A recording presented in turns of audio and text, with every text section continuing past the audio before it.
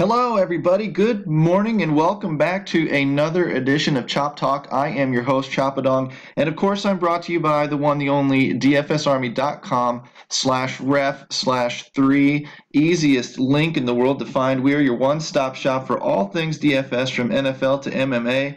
And we are completely covered with coaches. We have over 20 coaches, contributors. We have another 20 contributors, staff, moderators, everybody inside our VIP Slack chat. Only we have 1,500 plus members, going strong, growing every day, always chatting DFS 24/7 in all of the sports that we provide coverage to, looking to help you become a better player, from tools to optimizers to content, and of course the one-on-one and group coaching that we offer inside our Slack channels. There is no better place. There's no better value, no better bang for your buck.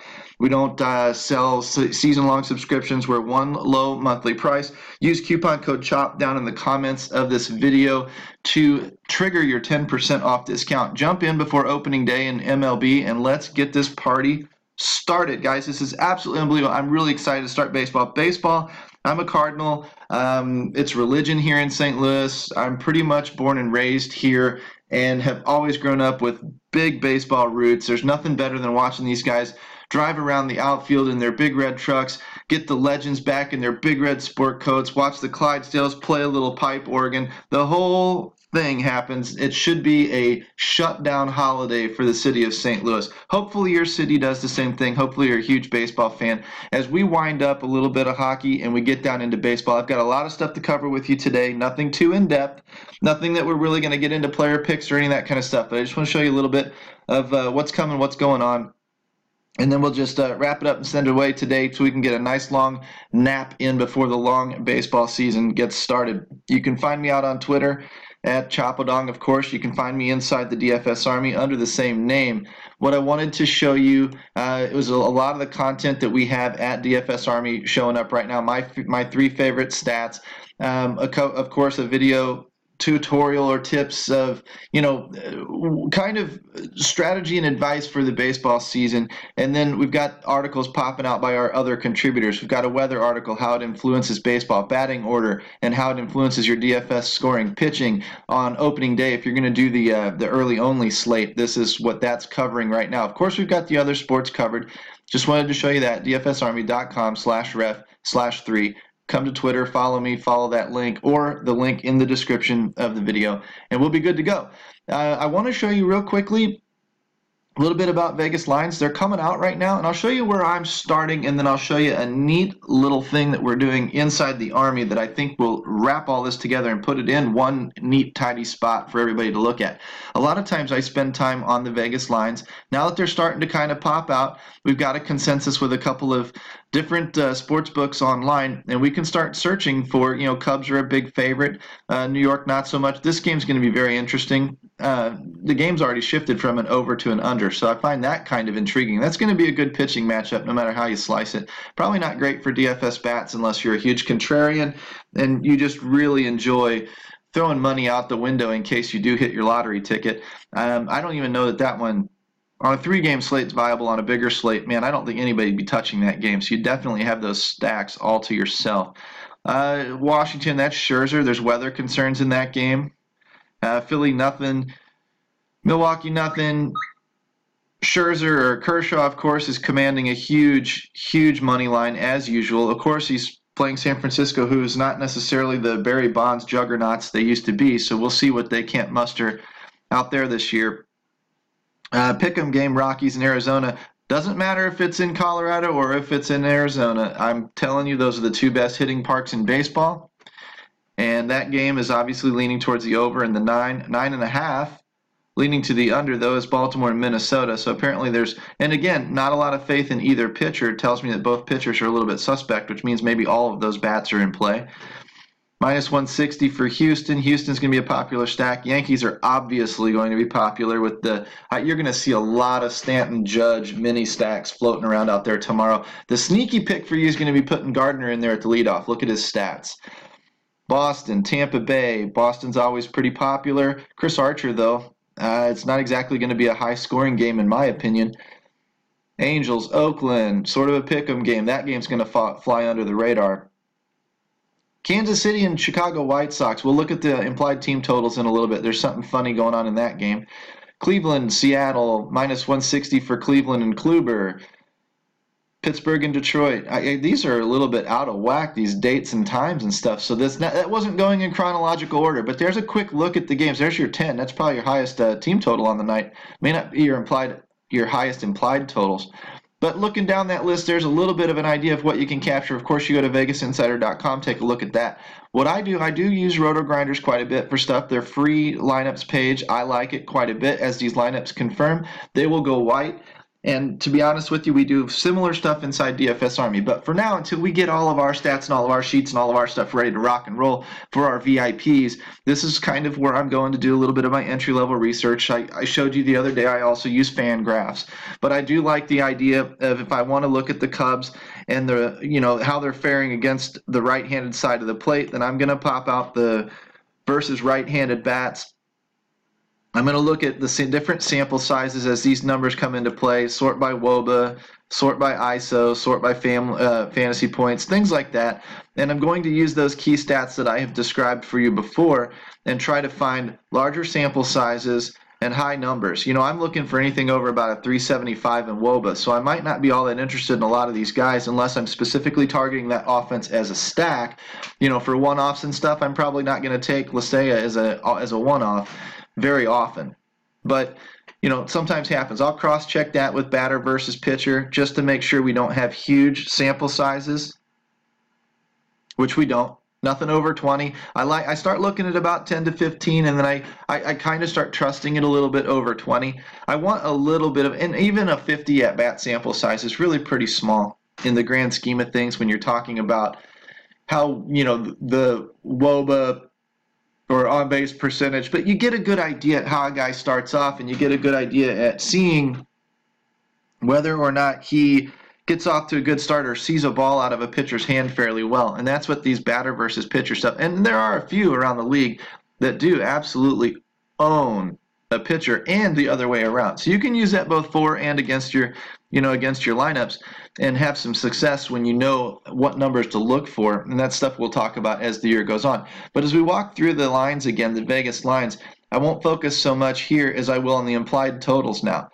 We already know that the Chicago had a huge favorite. We saw that at Vegas Insider. The 8 over under is not exactly a split between 4 and 4. It is in a pick'em type situation, but the more these Vegas odds get larger and larger in favor of one team, the more the run total starts to slide over that way. If you remember from NFL, we used to calculate implied totals. You take the spread, you divide by 2, and then you take that and add that to half of the over-under.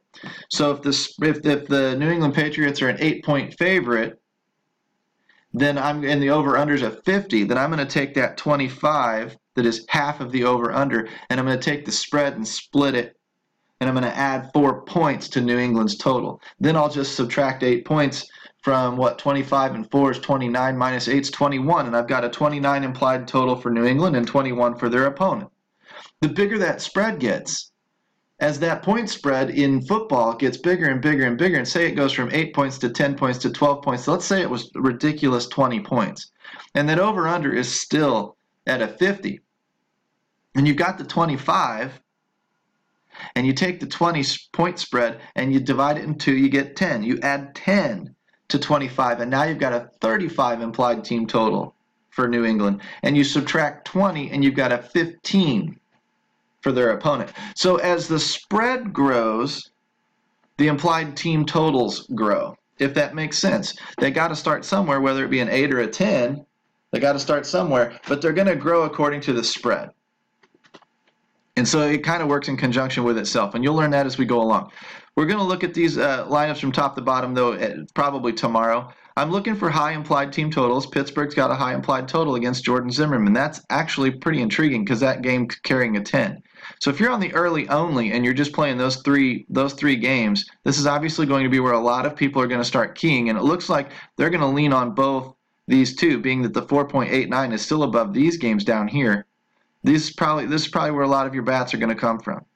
Pitcher's probably going to come out of here.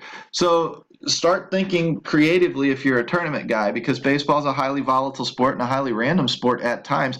That on a 3-game slate, it wouldn't be the worst gamble in the world to maybe take John Lester with this huge spread, and then see if you can't find some numbers where either the Cardinals own Syndergaard or the Mets own Martinez, or one of them gets off to a slower start with his March and April splits, things like that. And maybe stack one of these teams or the other, because there won't be a lot of people going in there. You've got a pitcher that won't be being used because it'll be one of these guys. You got a stack that won't be being used because it's going against one of these guys. And you're sort of going lighter on this game and fading it off in case this game winds up 3-2 and this one goes 6-4. Could happen. It doesn't look like it's going to happen most of the time, but on a 3-game slate, you differentiate yourself from the chalk very, very easily. You run that in a GPP, and you might have something. Okay, that's the kind of advice you get from DFSArmy.com. That's how we teach you to become better players. We go into a lot more specifics in doing so. So once again, follow the link in the description or the comment section of the video. And seriously, before the season gets started, contemplate becoming a VIP. I'll show you one more neat thing when we get through here. As I run down this list, I'm looking at higher totals on the main slate. I've got Baltimore up there, Houston up there. No surprise. Not much out of it. The Yankees game is going to be popular, but that implied team total might scare a few people away, might calm it down a little bit. I don't think so, but it might. Lower team totals here. Chris Sale's the chalky pitcher on the slate so far. Looking in here, 4.5 versus a 4, nothing too exciting. You're going to look at these numbers, you're going to verify these guys. Over a 5 is a good start. In a hitter's ballpark like Cincinnati is a good start, but watch tomorrow. This will show up as yellow or red when they put the weather numbers in there. Not much in Milwaukee and San Diego. Big park, whatever. Chase Anderson's a sneaky little play. Get you off of the Max Scherzer. It saves you a ton of money. Get you off the Chris Sale. Aaron Nola's another pretty sneaky play. Don't see a lot coming out of this game in terms of bats.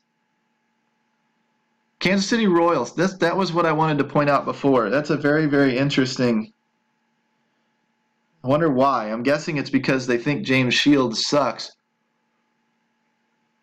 Honestly, for a long time, James Shields was one of our favorite targets in DFS. Though we've got a little bit of analytics showing that he has changed his arm slot a little bit and has been significantly better since doing so. If that's the case, if James Shields actually fixed something as verified by the last month or so last year, if he actually fixed something, that number is wrong. Vegas is wrong. Kansas City does not have a ton of power up and down this lineup to really do a ton of damage. I don't see this as being anything other than a little bit of needle dick, needle dime type stuff that is typical of a Kansas City lineup. They can put 4 or 5 on you, but they generally have to string together singles and doubles and things to do that. They just don't have a lot of pure power in that lineup. Moustakas is great, but and Whit Merrifield can hit, but John Jay couldn't hit a ball out of the infield if he took roids for 3 months.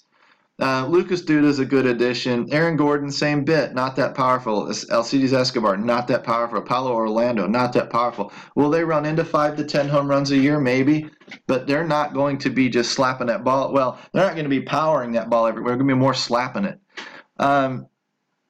It doesn't mean they're not in a great spot. Doesn't mean this number's not right. It just makes me take a little bit of pause because I think James Shields might have found something out last year. Clayton Kershaw, obviously, massive favorite on this slate. Going up against anybody is a massive favorite. As a result, all of these prices are way down low. It would be pretty intriguing to see if somebody can find some indicators that Kershaw gets off to a slower start and some of the Giants own him, and that lines up for a GPP type of little mini stack, 2 or 3, where you can kind of get in there and maybe get lucky. It would be an interesting risk to take because everybody's going to be on the Dodgers side of that lineup. If that game goes 5-2, odds are Dodgers are doing it. But if it goes 5-4, you might have yourself something over here if you dig into the numbers. That's what you're supposed to be doing anyway with the couple of days we have to prep for this. 4.2 in Cleveland, not exciting. Colorado down here with a 9. You've got a couple of middling ITTs. I don't know. Sounds all right, but when you look at the numbers, sometimes some things show up and yield themselves. We know Arizona can score. We know it's a hitter's park. We know Colorado can score. We know it's a hitter's park. Dig into those numbers, see if you don't find something. That's kind of where I'm looking when it comes to the basics of the slate. We'll have more tomorrow, of course, and I'll show you Slack and show you one little screenshot of what our spreadsheet's going to look like. If it looks like the old Daily Roto Sharks sheets and that logo just changed, it's because they are. We've been friends for a long time with Benjamin, Scotty B, even Cubbable Hoosier. Some of the guys that you know, CG, some of the guys that you know and that you love out there in the Twitterverse, and we've got their sheets now. We've got CG and Ben and Scotty over with us, and we're going to be talking baseball all year long. And we're very, very excited as DFS Army to partner up with these guys because they've now taken their sheets to a new level and they've brought them over to share with our VIPs. If you're used to the Daily Roto Sharks way of doing things, you might want to become a VIP. Again, use the code CHOP, C-H-O-P, and use that link down there at the bottom in the description of the video because this is where you're going to get access to all of these sexy numbers. When I blow them up, you can see how some of these numbers are really putting everything in one place for you, conditionally formatted, with everything from different positions to your stats like ISOs and WOBAs to your BVPs and all of that stuff taken into account. And then you're going to take these numbers and you can create some projections off of them and dump them in our optimizer and spit out some vicious lineups. So I just wanted to show you that little teaser there, let you know that the DRS guys are over here with us now. We've combined forces. We plan on dominating baseball this year, producing a lot of GPP winners in combination with our optimizer. And there's only one place you can find that magic elixir, and that's dfsarmy.com. So tune back in tomorrow when we get going for real. Just wanted to throw this out there to you guys, and hopefully we talk to you guys real soon. You can always hit us up in Slack with questions. Where do I get started? How do I get pointed in the right direction? That's what our coaches are for. We talk a lot of deeper concepts, and that's just pretty much how it goes, guys. Take care, and we will talk to you tomorrow. This is Choppadong signing off Chop Talk for today, and we're going to get rolling tomorrow for real. Peace out, guys.